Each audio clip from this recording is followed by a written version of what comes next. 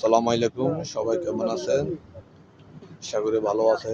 এই আমার বাঙালি ভাইটা অনেক বছর তলক এখানে আছে, কিন্তু আকামা লাগাইতে পারে না, ভিসা লাগাইতে পারে না,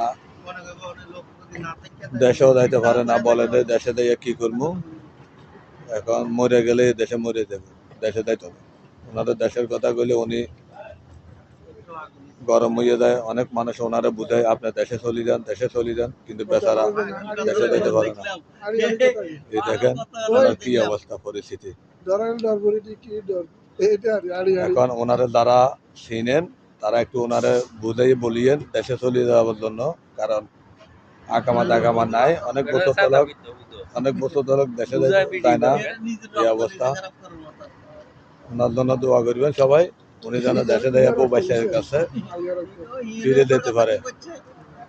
এই আমার বাঙালি ভাই একজন ওনারে বুঝাইতেছে, এই একজন দেখেন ওনারে বুঝাইতেছে অনেকক্ষণ পর্যন্ত যে ভাই আপনি দেশে চলে যান, এই দেশে থাকিয়েন না, অনেক বছর হয়েছে। হুকুমতের হে ফায়দা হতে না, কয়দিন না আমি দিতেন না, হুকুমতের ফায়দা হতে না, টাকা পয়সা হতে না, আগামও লাগায় না, দেশও দেয় না।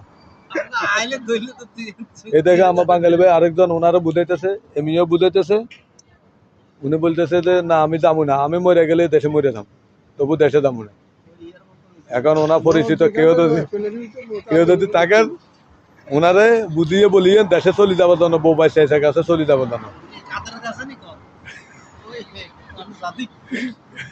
ও তোর বন্ধু